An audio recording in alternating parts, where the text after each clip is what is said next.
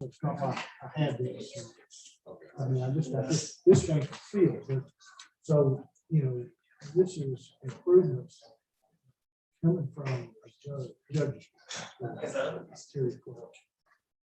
that's not the little. Yes, as a result. I thought this area was separate. No, I think That's so. what I was doing. That's why. Yeah, maybe that's where. There is, but, so.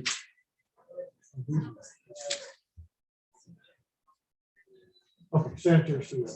Wilcox Sanitary Sewer. Which is in line with what I had been doing this. That is in the judge's. And I don't know this who they are, but apparently they were in our sanitary. Working up of roads and sanitary sewers. How you doing, bro? Good. Late. I got that. And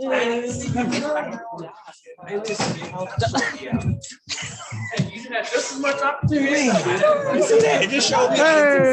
Golly. Boom.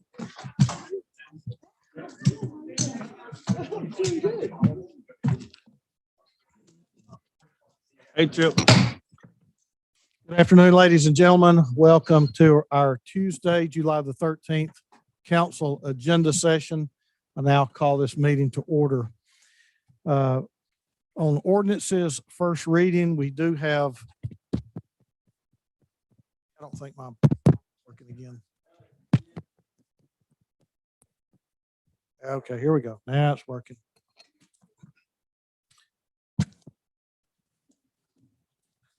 We do have several ordinances under planning on first reading.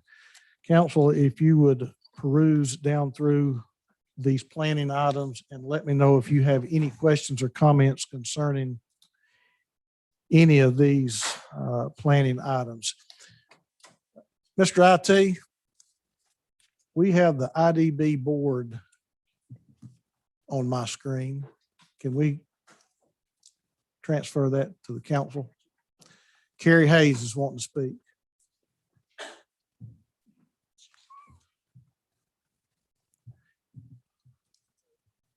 And it just went away. Did you?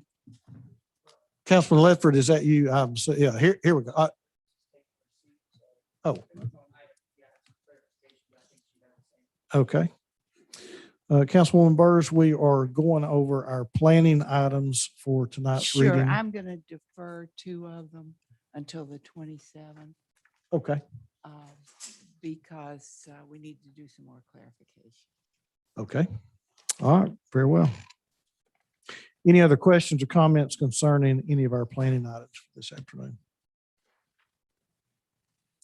All right, very well. We will move on to resolutions. John?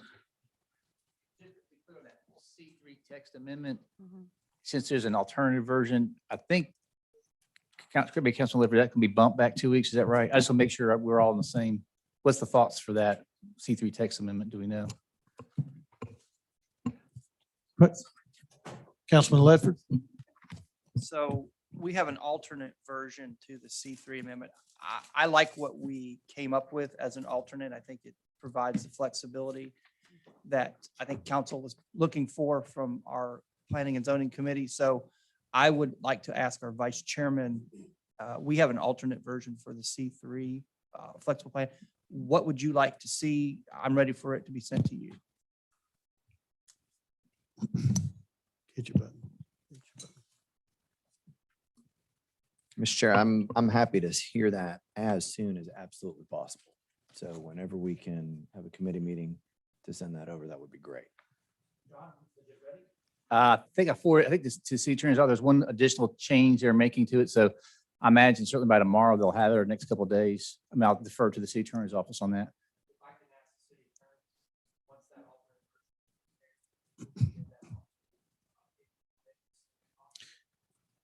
Let's just go ahead and schedule it on the 27th because we're not meeting on the 20th anyway.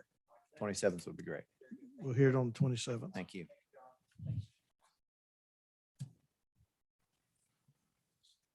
Okay, anything else concerning planning and zoning? If not, we're moving to resolutions under economic development. Madam Clerk, 7A, please. A resolution to allow the Administrator of Economic Development to apply for and if awarded, accept the Workforce Opportunity for Rural Communities, a grant initiative for the Appalachian and Delta Regions grant from the Department of Labor for an amount not to exceed $1,500,000. I'm seeing no lights.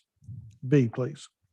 A resolution to amend the Lead for America contract for year one for a revised amount of $25,600.37 and for an additional amount for year two in the amount of $31,978 for a total amount of $57,578.37. Councilwoman Hill? Thank you, Chair. I asked some questions about this last week, and I wanted to express my appreciation to the administration and the city attorney's office for the work that was done to improve this contract. The scope for the project is quite exciting, what this fellow would be doing. Central question being, how might we rapidly scale innovation efforts within Chattanooga in order to create experiences that delight, empower, and serve Chattanoogans? I think that's a pretty terrific thing for us to have a Lead for America fellow working on. And I'm glad that it's going to be something that's going to be in the Education and Innovation Committee. All right, thank you.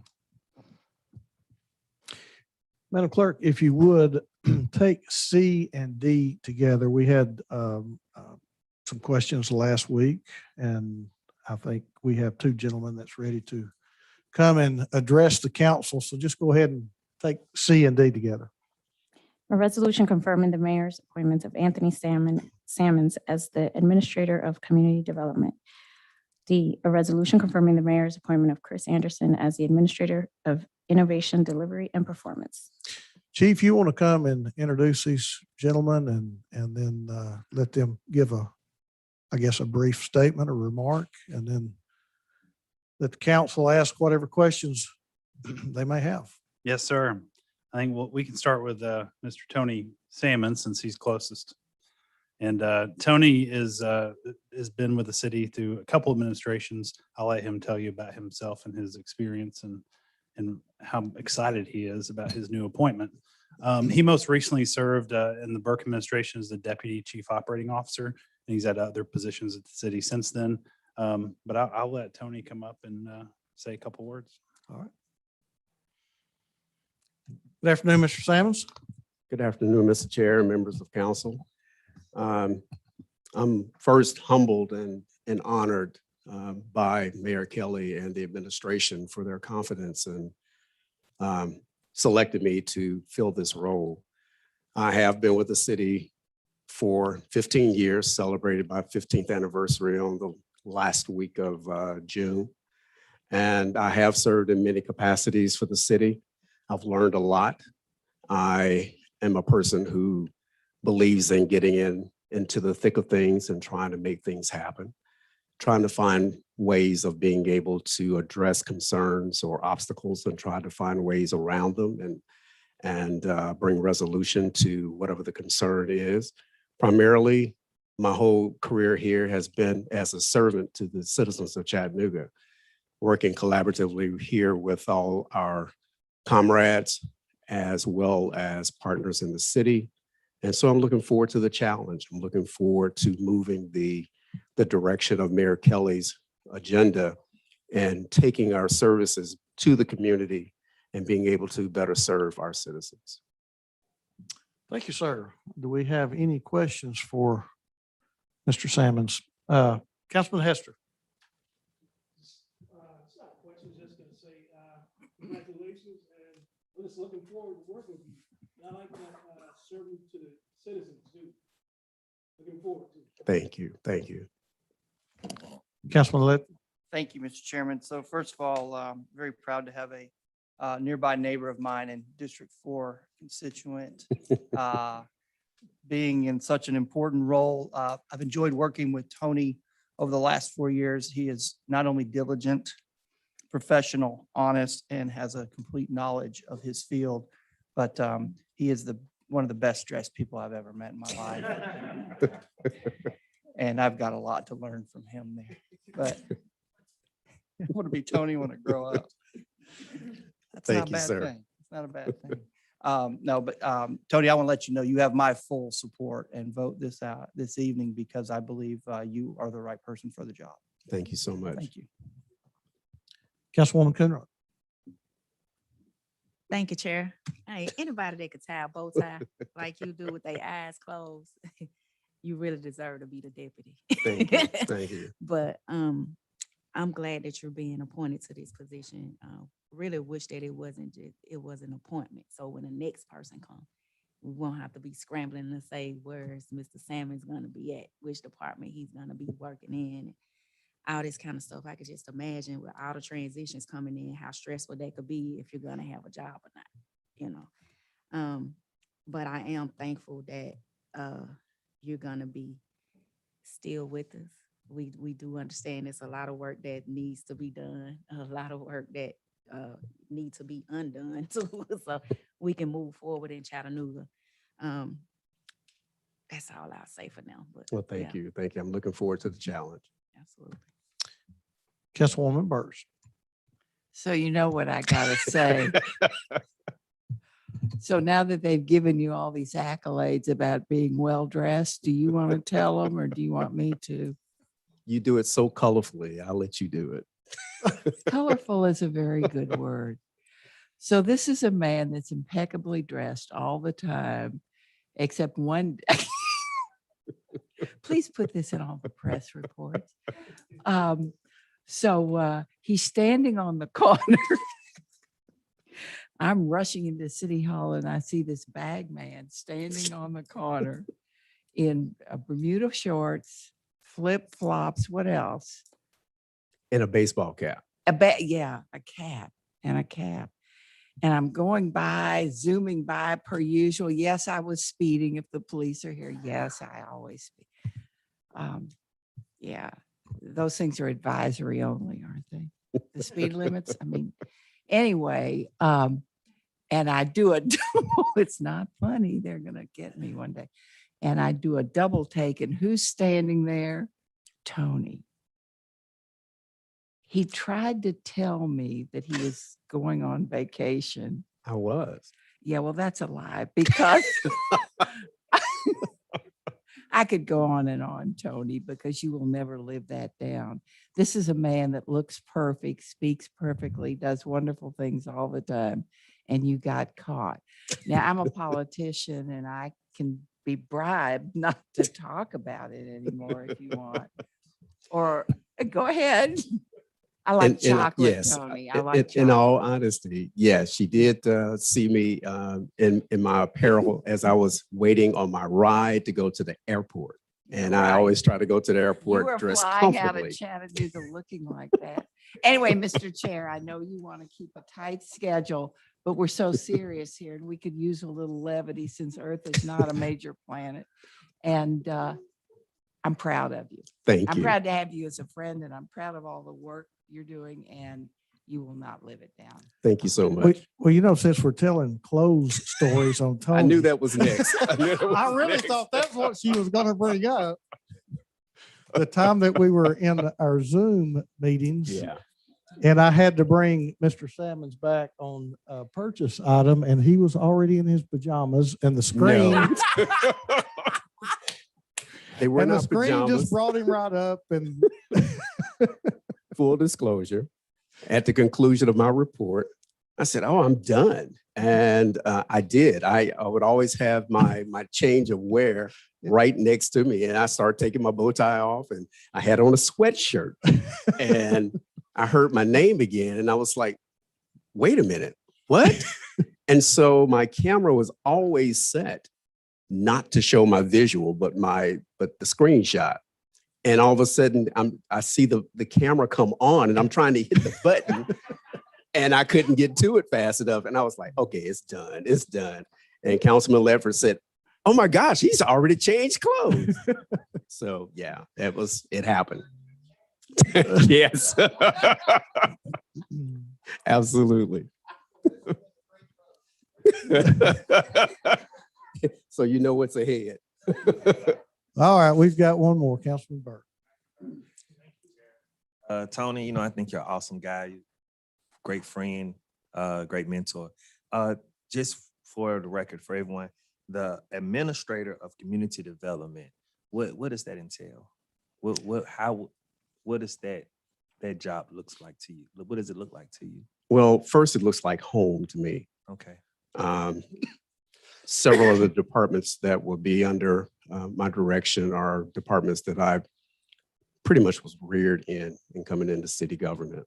Okay. The added components that are coming under that heading are our current YFD centers, which Right. will be transformed into community centers. There's going to be one-stop shops in the community where we can have our citizens have a focal point where they can go and receive the services that they are interested in and have need of, and not have to spend all their time and their other resources trying to find a location in a solid area downtown and trying to receive those services. So we're trying to bring the services to the community, make it more convenient, make it more, give them a sense of ease. Mhm. And when people are at a sense of ease, they'll open up more to you and share what their true needs are, and we can address them in a better manner. And I was happy to hear you say that, because a lot of times when you walk into our community centers, you want to feel like you're walking into your second home, like you're welcome there, or you're happy to be there. You don't want to walk in and no one really pays you any attention or no one's talking to you. So that leadership means a lot. And to hear you say that, I know you're going to lead it correctly. And so just happy that you're going in that direction. Thank you, sir. Appreciate it. And I will need the assistance of all the council as well, because it's a team effort. Mr. Sammons, thank you, sir. Thank you. I appreciate it. Thank you, Tony. Tony was one of the first people I called as we were looking to come into City Hall, and we are very happy that he has chosen to stay, and we urge you all to confirm his appointment. I think he's the right person at the right time to lead this new direction for community development, and especially managing the transformation of the centers to what we envision they can be over the next 4 years. So speaking of levity, we can call Chris Anderson up to the podium now. So Chris, he is being presented to you for appointment for a new department as Administrator of Innovation, Delivery, and Performance. We believe this is going to be a very critical department in Mayor Kelly's vision as we move forward. And some of the areas that he will be responsible for, which I'm sure he could talk about, but 311 and redefining how we have customer and citizen service, performance management, transparency, all those sorts of things, putting those all in one department, I think will give us a lot of streamlined efficiencies, as well as just a tighter way to manage all of those processes. And I don't want to steal his thunder. That's why I'm trying to dance around the words. So I'll ask Chris Anderson to come up and share a little bit about himself. 2 minutes. Good afternoon, council. Thank you very much. I know from the chairman that I'm limited in time today, as I've known him over the years, and I know he's a stickler for that, so I'll keep it brief. So I was born in a modest 2-bedroom home in Fallingwater. It was an unseasonably warm Thank day you, in early thank you, Mr. June. Anderson. You can be. We actually have a 70-page slideshow if we could. No, so the Department of Innovation, Delivery, and Performance is a new addition to city government, courtesy of the vision of Mayor Tim Kelly. Here are some of the areas we're going to tackle. Public entrepreneurship. This is introducing new innovative ideas into the public sector, previously proven in the private sector. Better government, improving processes and procedures, especially those that involve the collaboration of multiple departments, some of whom don't always work well together outside of an outside mediator. Internal audit implementation. So right now, even those of you who are new, you've seen them so far. You've seen the audit reports you get from Stan Sewell's office. An audit occurs over a certain department or division, somebody's P card, some program, whatever it is. And there's a report, and there's certain recommendations from that report. And the department head or the person being audited says, well, I concur 90% plus of the time, or I disagree and here's why. So with their concurrences, they agree, we're going to implement whatever recommendations the audit report made. A few months later, there's a post-audit review, and that will let you know what's been implemented and what hasn't. Currently, that's where it stops. The Department of Innovation, Delivery and Performance, our team, we're going to pick it up at that point, look at the things that have been recommended and agreed upon that have not been implemented, work with those departments to help implement them. They might have challenges, roadblocks, things, reasons they can't do it. We're going to get them to, as my friend would say, what does yes look like? Dr. Burrs. Boards and commissions. This will include increasing equity and representation across our boards, presenting more transparent information about the composition of the boards, the work they do, and the decisions they make. Finding those individuals who have been overlooked for positions in the past, but honestly have contributions they can make to our city. And getting away from putting the same circle of people on the same boards over and over and over again. Citizen service. Making the city of Chattanooga easier to interact with and do business with, simplifying the permitting process, making it more transparent, a new and improved 311 app and website, expanded service items from 311, and in concert with IT, a new and improved website for the city of Chattanooga. Code reform. This will include clearing up inconsistencies between sections that we've all encountered, adding charts, diagrams, and other visual aids to make the codes easier to understand for average citizens. Re-examining outdated codes. Couple of examples, a sign ordinance that was written in the 80s that didn't anticipate certain building materials that are available today and weren't available almost 40 years ago. Also, they reference things like scenic corridors that no longer exist. They talk about a downtown that wasn't much of a downtown in 1986. Also, inherently vague portions of the zoning code that are neither easy to follow nor enforce. So these are just a few of the things that I and my team will be working on for you and for Chattanooga. As you know, I've had the privilege of serving on this body. I've had a variety of roles inside and outside of local government. Those experiences have prepared me to take on this new opportunity to serve the people of Chattanooga and Mayor Kelly's administration. I thank you for your continued service and look forward to working with all of you for the betterment of all Chattanoogans. Thank you. Thank you, sir. Councilman Hester. Chris Anderson, I'm looking forward to working with you, and I know you're up to the challenge. Thank you. Thank you, Councilman. Councilman Ledford. Thank you, Chairman. Chris, I think it's important, someone who's served on this body and has what I consider an extreme amount of knowledge in how government works, state level on down, that serving in this position. So I think that you are the right person to lead something that's fresh and new out of the box, having sat in this seat and been involved. So I think that was a very wise choice. Number one. Thank Number you, two- Councilman. That's good. Yeah. That's Oh, Yeah. but you gave me a whole list.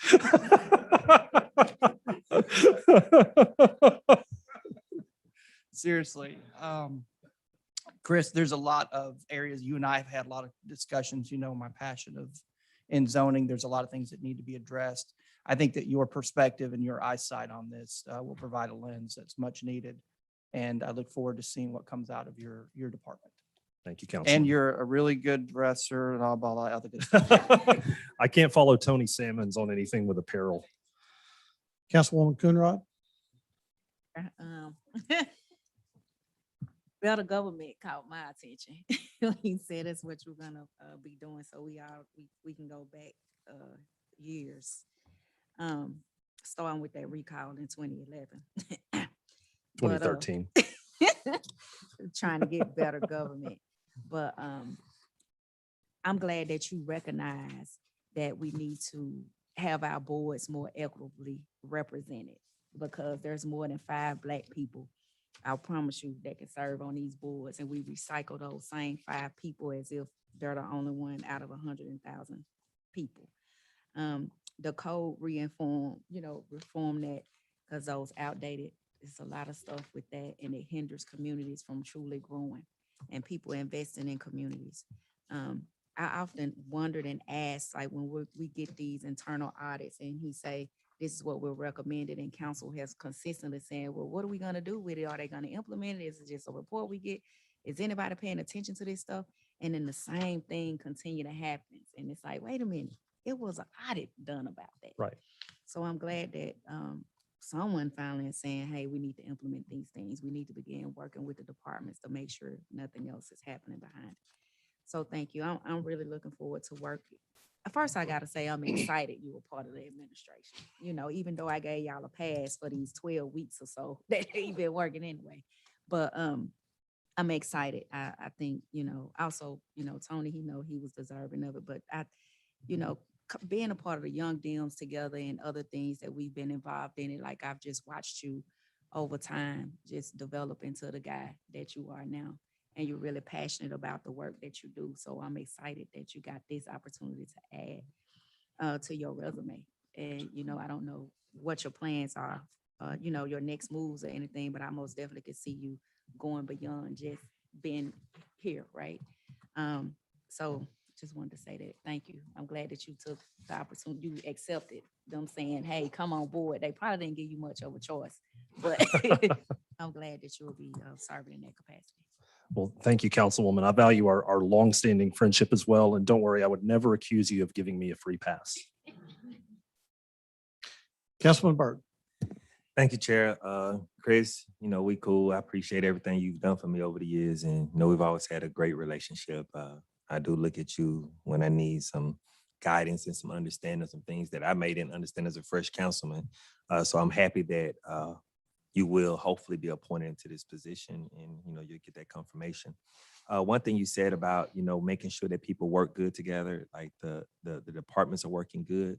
The departments, the process and things of departments can work good, but if people don't want to come to work, that's an issue too. Like, you know, the morale of the police department, the morale of the fire department, you know, people just really don't want to be here, you know, and they don't want to be a part of what we love as city government. You know, they get beat down a lot.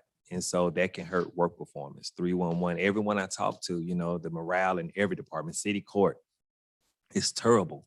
And so I just hope that, you know, you would take a deep look into that and trying to bring the morale up. Because if we bring that up, you know, our people will work better and be happy to be here and just be appreciative of the jobs that they have and not, you know, just do it because I got to pay my bills. So I just hope that you will look into that for me and make sure that, you know, our people are lifted up a lot. Absolutely, Councilman. And we've actually known each other longer than I've known anyone else in this room. Yeah. When we worked together, I was 18 when I first met you. We worked together in criminal court. Yes. And I agree with you about employee morale. It's certainly an issue with any government, it would be, but it certainly is with ours. And we hear a lot, and I'm sure we'll hear again tonight at the end of the council meeting about pay disparities and things like that. That's not in the purview of my department, although I'm certainly pushing for progress in that direction. I will say that something that Mayor Kelly has brought into the city government that's kind of a newer idea is rewarding people for taking chances in the interest of serving the citizens of Chattanooga. So moving away from, you know, a rigid structure where people can't make independent decisions and can't go the extra mile to help people, we're empowering everyone to do that across every department. And I think that will help a lot with morale and also the level of service we provide to the city. There you go. Thank you, sir. Thank you. Appreciate that. Thank you. Looks like we have no more questions. Thank you, Mr. Anderson. We'll see you back again tonight at 6. I'll have the slideshow ready by then. Thank you. I'm on the edge of my seat. Thank you. Council, if you would pull up your purchase items for our item this afternoon. Looks like we have, and let me know if you have any questions concerning this item. While you're also pulling that up, if you would look ahead to July the 27th, as you know, we will not be meeting on the 20th. So look at your agenda dated July the 27th. Let me know if you have any questions or concerns. Councilman Ledford. Thank you, Mr. Chair. This is for our city attorney under resolutions legal item A.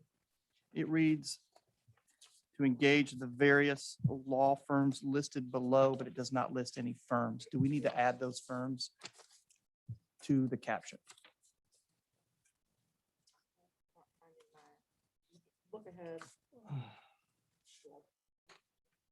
This is our, Are you under 7A? this is our agenda for the 27th. Mine has them listed, Councilman. It doesn't have firm names listed. It has categories. Oh, I got you. I see. I understand. Okay. But the caption reads, various law firms listed below for legal services. We have the litigation matters, but do we need to list the firms for the caption? Those are written into the resolutions. We don't need to have those in the caption? Okay. This is the. If we could look, if we this could is double check resolution, that. So it needs one reading, correct? Yes. Correct. Um, Just if you would mind, look at that, let me know. If we need to I list the think what he's firms, asking is to actually list the names. the firms. The firms that we're gonna, Yes, I'll get the Contract with- full resolution. Okay. Thank you. thank you, Councilman. Any other questions concerning the 27th? If not, look to your future considerations. Let me know if you have any questions or concerns about any of the future considerations. Councilwoman Hill. Economic development, item 1B. I just wanted to point out to my colleagues that in speaking with Mr. Freeman, he does not anticipate needing foster homes for animals at the zoo after 6 months. They are planning on negotiating a long-term lease contract with the zoo. So if you wanted a capybara, the way I wanted a capybara, you cannot get one. So I'm sorry, was there a question in there? or- No, that was informing you Okay, that you don't need to worry. I've already asked. The zoo is not Oh. going away. They're just this is a 6-month lease. yeah, okay, But gotcha. Chip, you don't get to have a giraffe at home. I You was don't. so looking forward to that. Chickens Well, and that's why I giraffes. need to make sure you knew. Well, I'll just keep my chickens. Councilman, We're good. Thank you, Mr. Chair. you're good, Jermaine. Well, actually, Jermaine, come back. I was calling. I tried to reach you earlier. so. Councilman Ledford, Thank you, Chairman. question on future considerations? Councilwoman Hill is our education, so I appreciate it. Thank you. Jermaine, sorry, I tried to reach you earlier on item A. If you could give us just the 10-second briefing on that. Just remind me which one was item A? Hooker Road purchase. Yes, so that is a purchase of property in accordance with public consent decree project for Moccasin Bend wastewater treatment plant. So we are purchasing that property for wastewater infrastructure. Good. All right. Councilwoman Hill. We don't have public comment listed on this agenda, but I know that it is allowed at this meeting. I wanted to let you know we have a constituent here that wanted to speak for 3 minutes, just whenever you get to that point. On what now? Fireworks. Actually, that would be done at 6, at our meeting at 6. Well, the way our rules read, a constituent can speak at any public meeting in a given day, just only one time. And if I was wrong in giving her that information, count that against me. But if we could let her speak, I'm not wrong. Okay. That was a recent change that we just made, changing from how many times per month to once per day at either public session, 3:30 or 6. Okay, so we do not have on our agenda a place for public comment at our 3:30. I guess we need to look at the rules and see if we need to create a place. I thought the adjustment that we made was allowing people to speak at, not limiting them to twice a month. That's It had incorrectly been listed as twice a month. It was supposed to be, they could speak as many times in a month as they wanted to. I guess I need to review. I don't think it was ever intended for public comment at our agenda session. I don't Okay, think that that's was. the way it reads I right don't, now. I don't think so- that was ever the intent. And if it's in the wording like that, then that probably is an adjustment we need to make. Because we do not have, and we have never had a place for public comment at our 3:30 agenda session. Well, for today's meeting, I apologize for causing confusion on that point. This constituent has come down here specifically for this. If I might request just the privilege of allowing her to speak 3 minutes since she came. Is there any objection from the council that they would be, I'll tell you what, let's get through our agenda Mhm. items first and Okay. then we'll, And then we'll circle finish back. up at the end. but we certainly need to look at that and address that issue. All right, discussion of budget process. And for that, I'm going to turn that over to Councilwoman Burrs. I think that, Councilwoman, you've gotten us some dates perhaps of when the budget is going to be presented and when we are looking at final reading. Is that correct? Yes, sir. I noticed that What- city attorney had a light on. Oh, you got a comment, Madam Attorney? Yes. You can hit your button, but I think your mic's live. Okay. I just wanted to circle back and say that I do have the full resolution, including the specific firms that we engage.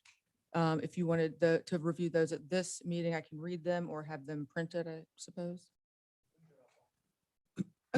Just, you can send it out, maybe have the agenda revised for the 27th for that caption. No? It's, okay. Thank you. Councilwoman, Shall I continue? please, hit your button, please. I have, is my mic on now? I think it is. Yeah, go ahead. Is it on now? Yes? Okay. Right now, as I've written all of you, we should be receiving the budget in early August. And at the time we receive it, it will also be published to the public. Following that, as I sent out to you, we'll start having our education sessions. And it was suggested that we start at 10:30 in the morning and go through till 2 in the afternoon with lunch so that all of your issues can be addressed. I've heard no negatives from anyone. So may I proceed with that assumption that that will be the schedule? Okay, so what I'll be doing is sending out to you a schedule of the education. I haven't seen the layout of the budget yet. I don't know if it's the same way it's always been. I'll be meeting with administration to see what falls under what falls in in what bucket, so that I can apprise you that you'll be kind of in charge of getting all the information or taking questions about that particular area.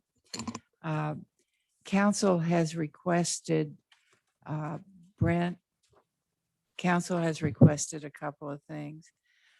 Number one, obviously, if you're going to present the budget, that the department heads be there so that questions can be asked to get full information.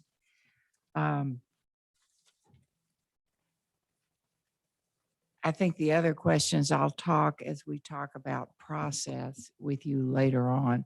Right now, we're looking at, is it the 10th? Yes, ma'am. August 10th. So what will happen is on August 10th at this meeting, we will be handing out the budget books. The budget will also go online to the public so that the public sees it the same time we do. And that'll be it. You'll have a week off to read the budget. Please let me know if there's anything else you need before that won't be addressed or that you really want addressed in the budget education sessions. These are heavy duty sessions. This is no holds barred, talked about, so that whenever you cast your vote, it's an informed vote. When we finally finish going through the budget, we will have public input. It's at a public meeting. Last year, it was a bit long. We are not going to silence anyone. So you may plan that night to be here a while. We're going to let everyone get the information they need to let you know how they want you represent them, to represent their votes. Let me just make one suggestion to council people, and that is it's really helpful if you have a district meeting and get input at a district level so that people feel that they really have a one-to-one as opposed to staying till 1:15 in the morning and just making a comment that we can't really devote proper time to.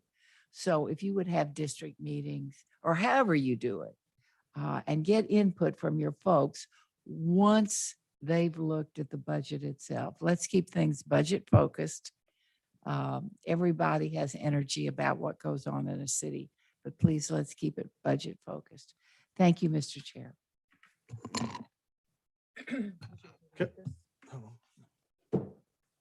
Chief, you want to go ahead following that with your departmental report?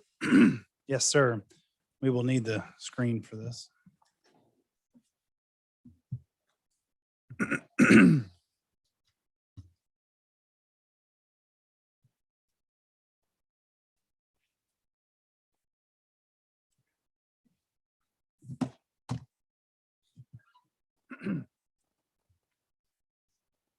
I can go ahead and start if you all have it on your screens. We have it on our screen. Okay. So last week we talked a little bit about the couch cushions. This week we wanted to go under the hood with everyone to talk about some things that we have on the horizon.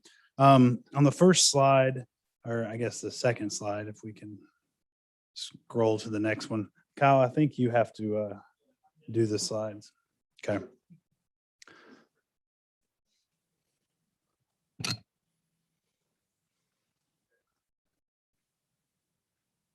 All right. If you can go ahead and click to the next slide.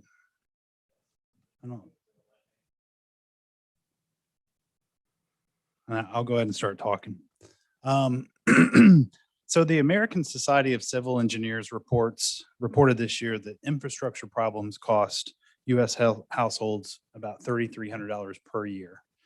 And between now and 2039, the country as a whole needs more than $13 trillion in investments to close the gap.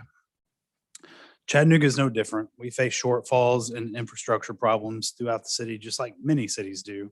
And it's not because we haven't done good work over the past years. It's just the way things are. We are at a point in time where infrastructure needs are greater than they've been in a long time. And resources are constrained all over the country. And Chattanooga has these same issues.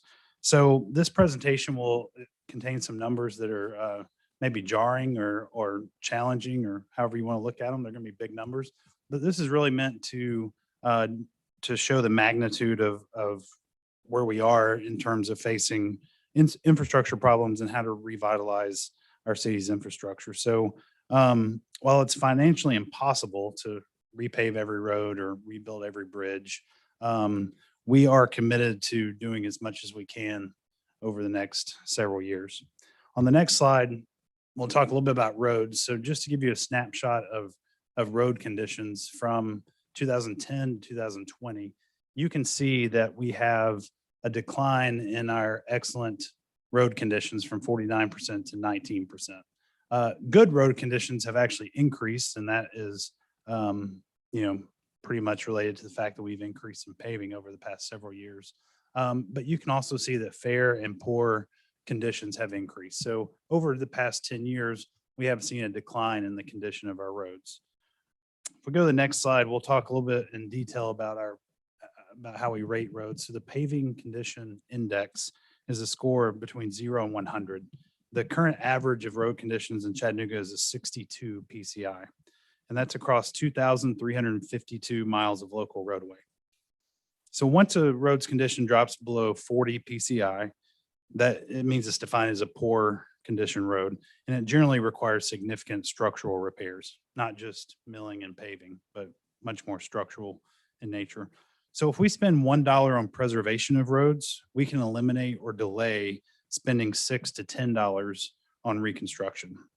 And many of the roads with the lowest rating of poor are in our most vulnerable communities and neighborhoods. So if we look at the next slide, you will see in fiscal year 21, the city budgeted $6.3 million for paving. And that excludes FEMA dollars that were added to that contract. So 6.3 million paving. To maintain a PCI of 62, we must spend $9.2 million per year just to break even and stay in the same condition we were on the slide that you saw earlier. To put this in perspective, Well, first, I skipped a point. Without immediate action, the 5-year financial gap to maintain existing conditions would triple to about $16 million. And to put this in perspective, reducing the number of roads rated as poor to 0 over the next 10 years, excuse me, would cost more than 17 million per year in paving, which is nearly triple the current budget. So that's what the numbers look like if we wanted to really try to get to 0 poor roads. We would have to invest at least 17 million a year, and that will continue to increase as things do over time. And this would raise the average PCI score to around 70. So that's a little bit about roads. Next, we will talk about traffic signals. So we currently have identified about 17 intersections that warrant new traffic signals in the city. A new signalized intersection costs between 200 and 300,000. So that is a total cost of between 3.4 and 5.1 million dollars. Currently, we budget for building 1 new traffic signal per year, or we could repair 1 to 3 existing signal intersections per year with that same amount of money. So there is a bit of a challenge in the amount we currently have budgeted versus what we might need to put traffic signals in every intersection that's warranted. And then another aspect to look at is the signal network that we have across the city. And due to the amount of bandwidth that our existing connected signal infrastructure needs, the IT department has estimated that we have $4 to $5 million worth of proposed network upgrades for signals. Sorry. I don't know what's wrong with my throat today. If we move on to the next slide, we will look at a little bit of bridges. So this shows the average bridge age in our city is 46 years. And you can see the condition in the pie chart. So we have, 2.3% of our bridges are currently closed. Almost 6% are rated as poor, 38% are rated as fair, and 53.5% are rated as good. On the next slide, you'll see that while old pavement is inconvenient, bridges are really a matter of life and death and also economic survival. The city of Chattanooga manages 86 structures crossing rivers, creeks, roads, and railroad tracks, and we budget just $400,000 in fiscal year 21 for bridge repair. Over the next 5 to 10 years, Chattanooga will need $120 million to repair our most critical bridges to avoid life safety impacts, especially for ambulance and fire service to travel over these bridges. So if we exclude 3 fairly large bridges, so Wilder and Wilcox, which both have weight limits, and then Walnut Street Bridge, and you can see the amounts estimated for those bridges, we would still have $55 million in bridge repair needs over the next 5 to 10 years. And then you see on the slide, it says that we have funding plans for Wilder, Wilcox, and Walnut. That is greatly, well, it is solely dependent on federal funding. So while we do have plans, those federal funds would still have to come in, and you know that those take some time to happen typically. So in addition to the cost for all the repairs we have, we really need to be budgeting about $2 million per year for regular maintenance to dig out of the hole. And that's compared to $400,000 per year. So next I want to take a look at sidewalks. So we currently have 490 miles of sidewalks across the city. To add additional new sidewalks to both sides of streets that are rated as collector streets or above, which that is only about 25% of our total miles of streets, we would need to add sidewalks to 627 miles of roads. And you'll note that this does not include sidewalks in most of our local neighborhood streets. This is collector roads and above. So using our current contract cost for sidewalks, which is $440 per linear foot, it would cost us $1.5 billion, billion with a B, to place sidewalks across those 627 miles. Next, I want to talk a little bit about greenways. We have residents ask us all the time to add greenways to their neighborhoods. Some examples include the East Line, North Chick, North Shore, Alton Park Connector, University Greenway. Based on our recent greenway construction costs, we estimate that the cost to construct 1 mile of new greenway is between $3 and $6 million. So those are all just some snapshots of where we are related to infrastructure and what things might cost to get us to a certain point. So if we look at the next slide, I want to talk just for a second about next steps. Now that we've thrown all these huge numbers out here, we just wanted to make sure that we gave everyone a transparent picture of what it looks like for infrastructure. Can you go to the next slide, Kyle? Thank you. So we want to seek input from the community to ensure that we deploy dollars for maximum impact. So, and we're primarily talking about the next budget cycle. This budget cycle, obviously, Mayor Burke's administration obtained input during the budget process. We obtained input, of course, throughout the campaign, and we will continue to try to gain some input between now and August 10th, but it is a short time frame. But as we move along, we will definitely have a robust community input session around budget and how we maximize dollars. We also would like to examine our infrastructure plan through an equity lens to ensure that vulnerable communities are not left behind. We've started to incorporate some different measures into things like our paving condition index assessment and how we look at a paving plan to make sure that we are paving some percentage of roads and neighborhoods that might have been left behind in past years when it comes to paving. We want to seek outside sources of funding. So, excuse me. This would primarily be state and federal funds that might be available for infrastructure needs. We also want to analyze use of our one-time federal recovery money that we might be getting either through, it could be ARP for certain things, but also the expected infrastructure funds that we expect to come down from the federal government, assuming that the current bipartisan bill passes both houses of Congress. And then finally, we want to revise our budget both in fiscal year 22 and beyond to reverse the decades of infrastructure decline that we've experienced, just like many cities across the country have.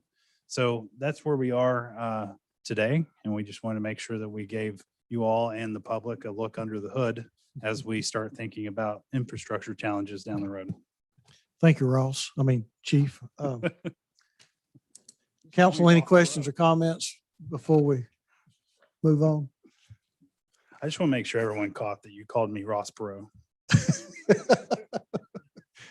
Councilwoman Coonrod, I don't think anybody caught that, but anyway. Councilwoman Coonrod. Thank you, Chair. Great presentation. Question. Who's responsible for fixing that road over by Eastgate, right by Starbucks? Is it the Eastgate property owners or is it the city of Chattanooga? Carol Burrs. Listen, that road, the holes have gotten extremely huge in the streets. They potholed it till they can't do it. In all seriousness, Councilwoman Burrs may know the Eastgate Connector Road. I believe it It's is owned by Eastgate. private and property. We've tried for a number of years. We have said to them, the city has a policy, which you know, that says get your road up to our standards, and then we can reasonably look at taking it over. And they've said no. Right now, it's a private road. It is a mess. We've had a number of meetings. The bottom line is they've said no. The discussion ramped up when we opened the Family Justice Center. We had other people come to the table and say, private people like Osborne Office Park and those to say, we would be happy to chip in. And they said, no, if you take it over like it is. And that's where we stand. Thank you, Council. Let's not get too deep into the weeds of our roads. We do have two committee comments. I still have questions. Thank you, Chair. Councilwoman Burrs, if you don't mind, because I need to send them a bill for my tire being busted several times so somebody can repair it. But also, Chief, when do we plan on implementing to get the streets paved? Because we get that from our constituents a lot, that our roads need to be paved, and when will they get paved? And it's been decades since they've been paved. So when will we get a list of the roads that are in the pipeline to get paved? I don't know if Life's still working here or not, but who is the go-to person? Me. Okay. So can you get us Yep. a list? So we will, as you all know, the increase in paving contract that we just completed a couple weeks ago is to do projects that are tied into other projects that the contractor's already doing so that we could get more out of the paving contract. As we go into the next budget year, we plan to bring you a budget that includes a significant increase in dollars for paving.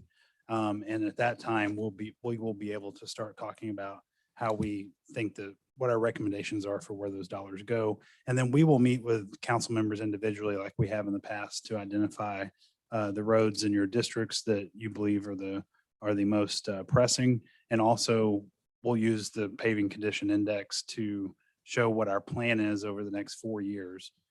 Because one thing we would like to start doing is fund the annual paving budget at a level that we think we need to fund it at. So we presented $9.2 million in this slide. If we can do that every year for 4 years and we have a paving plan that is tied together over those 4 years, then I think we can get a lot more done instead of paving a road here and a road there and a road here and a road there. Because the mobilization cost alone, when you go all over the place, takes up some of your paving budget. And we want to be a little more strategic about what we do and make sure that we do it with an equity lens to make sure that we are paving some roads in neighborhoods that have traditionally been left behind when it comes to paving. Thank you for acknowledging that. I appreciate it. Thank you.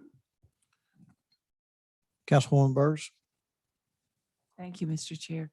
One of the things that I've run into on smaller projects is the response.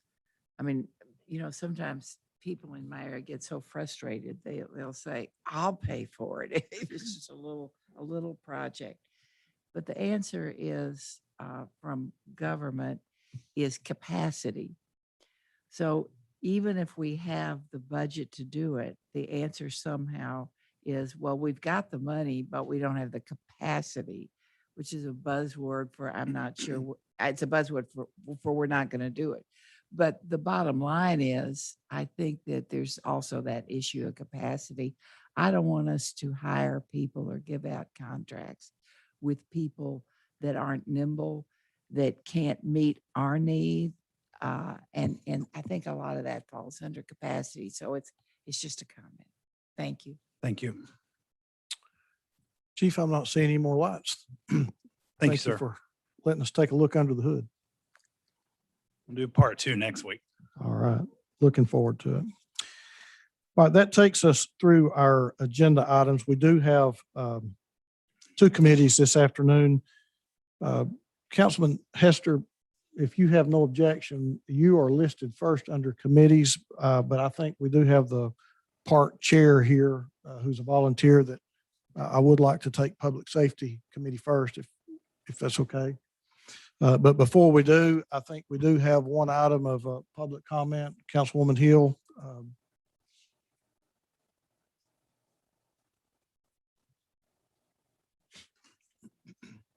I guess maybe we should ask the attorney to read our rules of engagement before you begin. So, No problem. Mr. IT, could you be getting us 3 minutes on the clock, sir? Welcome. You may speak for up to 3 minutes from the podium. Great. Please begin by stating your name and council district, and you are allowed to comment on anything within the purview of this body in its legislative and quasi judicial functions. Great. Thank you. And thank you for making an exception to hear me this afternoon. My work schedule dictates my schedule. Anyway, my name is Beth Mann and I live in the Brainerd district. This is my first summer here. I've lived all over the country and I've never experienced a more chaotic and dangerous 4th of July. And I've lived in Brooklyn and Philadelphia. It seemed less like a celebration and more like a war zone. The current fireworks ordinance, as I understand it, is this: it shall be unlawful to set off fireworks after the hour of 11:30 p.m. except on New Year's Eve, when the hours prohibited shall be 12:30 a.m. until 8 a.m. That's it.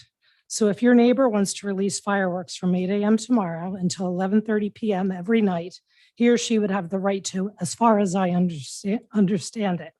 In Knoxville, a city that's the same size, fireworks are illegal there unless you purchase a special permit. How can ours be so lax in comparison? In most cities of this size, there are strict rules regarding releasing fireworks, and for good reason. Public safety is at risk. Please change the ordinance. It's extremely underwritten. Let me stress, this issue goes beyond a 4th of July and has been an ongoing problem in my neighborhood, starting on Memorial Day and extending past the 4th. Dangers of fireworks include fireworks are a fire hazard, starting an estimated 19,500 fires in 2018. As one poster on nextdoor.com put it, I'm waiting for the accidental fire to be set off by one of these inexperienced pyromaniacs. Unfortunately, it will take a tragedy to get stronger enforcement. Point 2, fireworks are often easily mistaken for gunshots and often are gunshots. Multiple car windows had bullet holes in them after the 4th of July weekend because people shot their guns up in the air. How are we supposed to differentiate a firework from a gunshot? Point 3, fireworks trigger PTSD in vets. The term war zone was used repeatedly on nextdoor.com as hundreds of us discussed our personal horror stories. As one Chattanooga vet put it, in Vietnam, I quickly learned to distinguish between incoming and outgoing. All fireworks sound like incoming. Point 4, fireworks are an echo danger that contain forever chemicals that enter our sewage system and end up in our drinking water. Point 5, fireworks have never been more dangerous. These are not the firecrackers of our youth. Examples are shell and mortar fireworks considered the most dangerous. Point 6, fireworks are extremely damaging to pets and wildlife. Bees become so disoriented they never return to their hives. Birds die from fear. Wild animals abandon their nest in fear. 67% of Americans have pets. On nextdoor.com, multiple posts included lost pets who fled their yards, some who are still lost. Other true stories from this 4th of July weekend found on, thank you. Thank you, ma'am.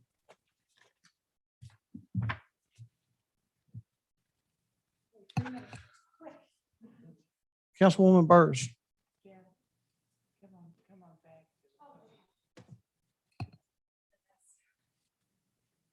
You live in my district and email you sent forward to my. Mhm. So what you didn't get to read, they have copies of. Okay. I would love for you to send it again. I've also got phone calls from several of the people around the Hilltop area and the next door. It is a problem. I've brought it up to my colleagues and asked that we be able to discuss it at our next strategic planning meeting, which is on the 27th, Mr. Chair.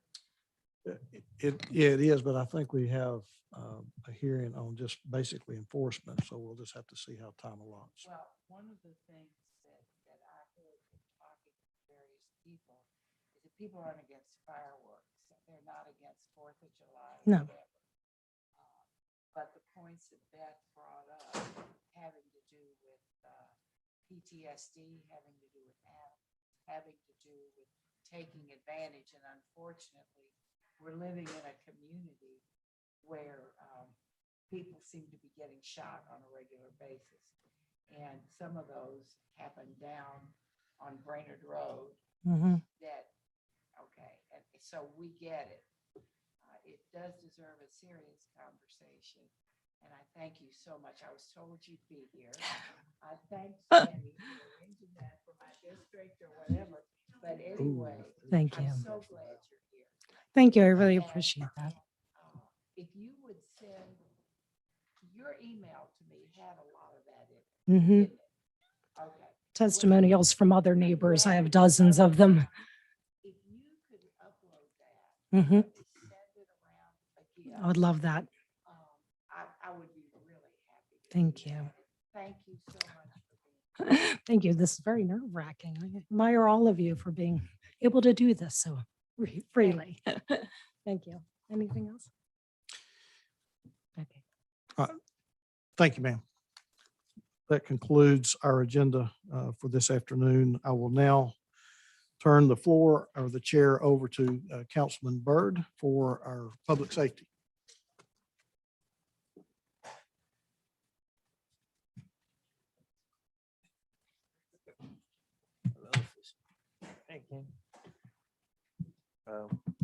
Welcome to Public Safety Committee meeting. May I have approval of the minutes? Thank you. Today we have our first quarterly report of, I'm gonna say this year, I think, of the new administration. Come on up. And we're going to hear from Park and some of the amazing things that they have been doing. Hello and welcome. Good afternoon. Kay Baker, the current chair of the Police Advisory and Review Committee. I presented, or Ken Campbell provided you guys with the most recent quarterly report. It covers April, May, and June of 2021. The cases that we heard during that period. The memo that I provided gives you a breakdown of how many cases we reviewed, and then further broken down between citizen complaints and the internally generated complaints through the natural process at the police department. Whenever they have a use of force report or a pursuit report done, they automatically review, the conduct of the officer. And so that generates some of these internally generated complaints. That's how they come through the chain of command and through internal affairs. Under the concerns policy recommendations category of the report, I just wanted to highlight the first one where I noted that we reviewed a case where some police equipment and a gun was stolen from an officer's vehicle at his home. And at that time, the policy theft or abuse, loss of a gun was a B category in their matrix. But after our discussion, we reported or requested that they review that, and perhaps the loss of a gun should be a higher category in their matrix. And they did, without waiting for this formal report, it actually happened pretty quickly after that particular meeting. They did review that loss of equipment and policy and changed the category for losing your gun. It's considered negligence, which carries a higher penalty in their discipline matrix. Some of the other categories, we've talked about body worn cameras a lot, and they've proven helpful in specifically a lot of the citizen complaints that are generated for discourtesy or false arrest or things like that. And when we review the body cam, it's clear that the allegations just did not happen that way. It just didn't happen that way. So there have been some instances where certain officers, if they're in a certain category of job at the police department, they're not required to have a body cam, but at times they would perform extra duties and basically serve as a street officer. And street officers do have to wear their body cam. And we noted in one particular instance that it would be a good idea if all officers, if they're in those jobs, street officers that do require body cams, even if they're not required to have one in their regular assignment, they should be required to follow the same rules and they should have a body cam as well.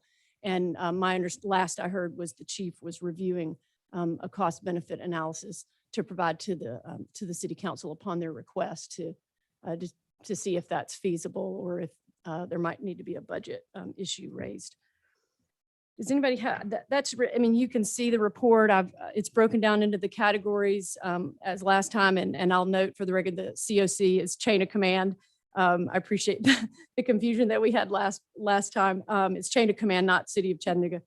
I'm former, 24 years with the government, so acronyms I live on acronyms, so I apologize for the confusion on that. Does anybody have any questions from the memo itself? Seeing no question, Ms. Baker, good job as always, and thank you for hold on one second. Hold on, I'm sorry. Ms. Hill. Thank you. And thank you again, Kay, for the work that you do leading this committee. It's so important, and the people of District 2 are very interested in the work. When I was reviewing the report, I noticed the discourtesy, the number of complaints being 6.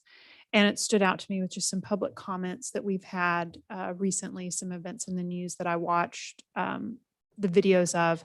And I appreciated item E, where you all recommended additional focus training on de-escalation techniques. When any one of us has an acute moment, that moment is the most important thing to us. And if it's unusual, then our heightened emotions make, when I break my foot, I want everybody to feel really sorry for me in that moment, right? So I have noticed that constituents would, there is a dignity that they anticipate being treated with that perhaps training for thoroughness doesn't always go hand in hand with. So I understand that de-escalation is different than courtesy, but I do appreciate that you all have brought that up. And I wonder from the police department where you all are on implementing additional training and de-escalation techniques. Is there anybody from the police that can talk about that? Chief is here.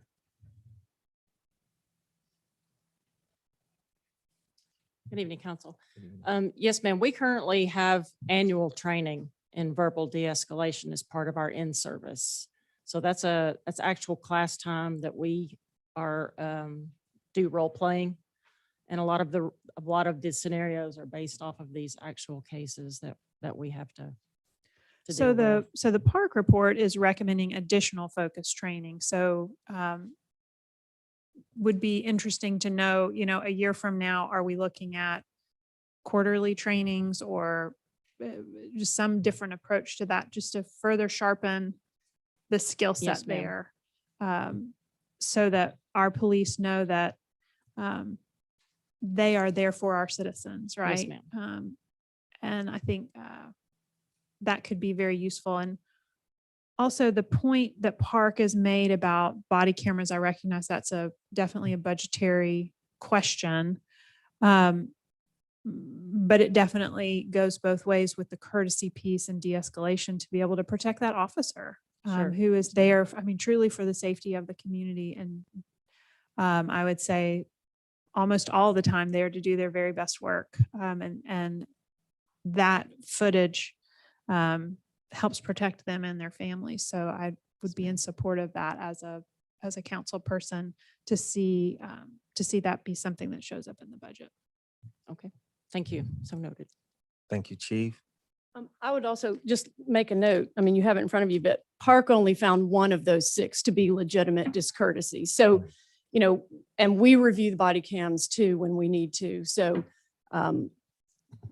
Yeah, there's exactly. discourtesy and then there's discourtesy. Exactly. There's what people feel versus what Exactly. truly happens. So you've got the training, but also the body cam that kind of go hand in hand. And I can't speak, maybe you can come back up here and speak to the, I do know that on occasion, an individual officer will be asked as a result of one of these cases to go through additional training on their own. So it's not that the Okay. whole department would have to do quarterly training in a Okay. certain area, but they could offer that as a requirement in the discipline portion. Thank And you for that. we refer to that clarification. as remedial training. So it's my understanding that this officer will likely have to do another block of de-escalation as a refresher and go through that course again is Got it. what was that the recommended discipline?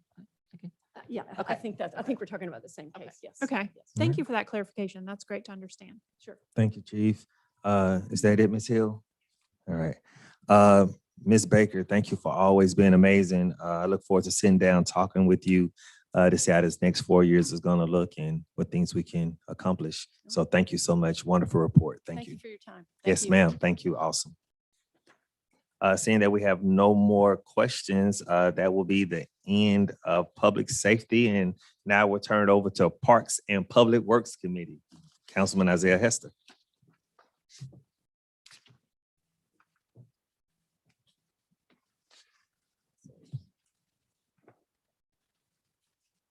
Good evening.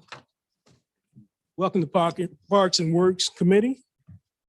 Minutes approved. Can we approve the minutes? Okay. We have Mrs. Stone here. Madam Clerk, can you read ordinance 6A? An ordinance closing and abandoning a sewer easement located in the 6100 block of Hickson Pike as detailed on the attached map, subject to certain conditions.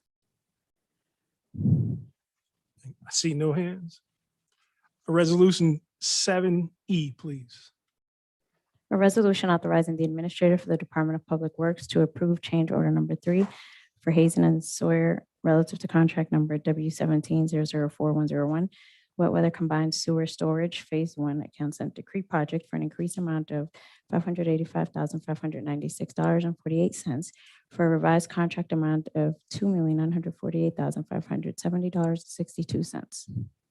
See no hands. F, please. A resolution authorizing the administrator for the Department of Public Works to approve change order number 1 final for Premier Fence LLC of Murfreesboro, Tennessee, relative to contract number R2001724, Summit of Softball Complex Improvements from the Easter Tornado 2020 backstop area and outfield netting replacement for an increased amount of $36,808 for a revised contract amount of $232,280.62. No it. G, please. A resolution authorizing the administrator for the Department of Public Works to close out project contract number R2001722, Summit of Softball Complex Improvements from the Easter Tornado 2020, brick, dust, and infield material replacement with River City Athletic Fields of Sauter Daisy, Tennessee, to release the contingency amount of $4,500 for a final contract amount of $44,666.40. No hands. H, please.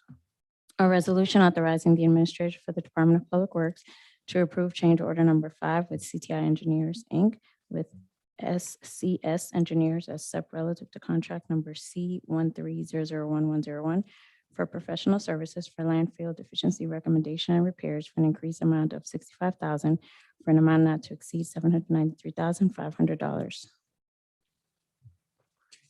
Can you read the next one, please? A resolution authorizing the administrator for the Department of Public Works to approve change order number 1 final for Granite Inliner LLC, formerly Lane Inliner LLC, relative to contract number W1500221, Fires Branch South Chickamauga Creek 5 Interceptor Rehabilitation and Contactor Creek Project for a decreased amount of $1,464,977.45 to release the remaining contingency amount of $400,000 for a revised contract amount of $7,218,074.55. Okay, we have ordinance first reading. 6B and please.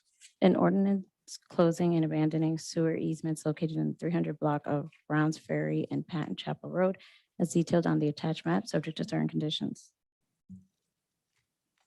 No hands. C, please. Oh, Anthony Byrd. Councilman Byrd. Oh, it is. I'm Bird's sorry. over there. We look a lot alike, but. Mr. Stone, it's my understanding that this did go before the Planning Commission, correct? That is correct, sir. And they voted for approval as well, correct? That is correct. Was there any opposition voiced at Planning Commission over this? Not that we've been aware I've of. received a lot of concerns about what's going in at this location. I just wanted to make sure that, if there were any complaints or opposition voiced that we were made aware of it. But as far as you know, there's been none. No, sir. Thank you. Thank you, sir. Okay. 6C, please. An ordinance closing and abandoning a sewer easement located in the 700 block of North Market Street as detailed on the attached map, subject to certain conditions. See no hands. 7B, please. A resolution authorizing the administrator for the Department of Public Works to award the combined contracts as W17023-201 and W18008-201 MBWWTP improvement projects, Scheduled A, secondary clarifiers, flow meters, and gate replacement, and Scheduled B, MBWWTP EQUNOX improvements. A non-consent decree project to Reeves Young LLC of Sugar Hill, Georgia, for a contract amount of $8,267,000 plus a contingency amount of $413,450 for an amount not to exceed $8,680,000. $8,680,450, subject to availability of funds. I see no hands. 7C, please. A resolution authorizing the administrator for the Department of Public Works to award contract number R20017217, Summit of Softball Complex Improvements from the Easter Tornado 2020, Shade Structures Replacement to Bliss Products and Services, Inc. of Lithia Springs, Georgia, in the amount of $50,286.65, with a contingency amount of $5,000 for an amount not to exceed $55,286,65. See no hands. 7D, please. A resolution authorizing the administrator for the Department of Public Works to approve change order number one final with Integrated Properties LLC of Chattanooga, Tennessee, relative to contract number P20003-201, Chattanooga Police Department Crime Scene Unit Facility Improvements for an increased amount of $37,699.46 to release the remaining contingency amount of $2,300.54 for a revised contract amount of $451,699.46. I see no hands. Thank you, Madam Clerk and Mr. Storm. Okay. That concludes my report. Thank you. Let's adjourn to 6. Oh, man. Oh. Oh, man. Contain your disappointment, please. Good